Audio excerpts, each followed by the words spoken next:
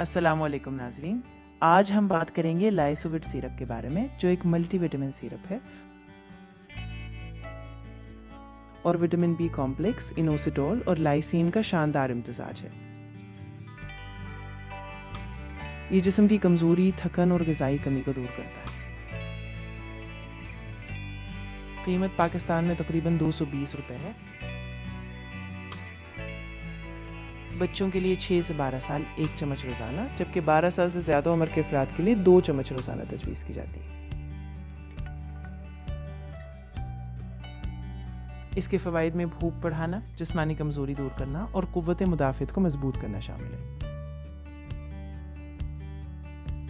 याद रखें, किसी भी दवा का इस्तेमाल डॉक्टर के मशवरे के मुताबिक करें। अगर वीडियो पसंद आए तो लाइक, शेयर और सब्सक्राइब करें।